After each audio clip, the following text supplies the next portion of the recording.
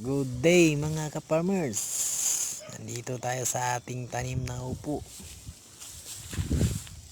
May tips tayo ngayong araw. Dahil nagka-soil-erosion na ang ating lupa. Relek atau bang direlek.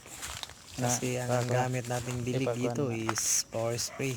Kaya yan, yung mga ugat may napuputol na, saka yung puno malapit na rin maubusan ng lupa, kaya nilagyan ko to ng carbonized resal para pag magdilig tayo dito is hindi na to ma-direct sa kanyang ugat sa puno.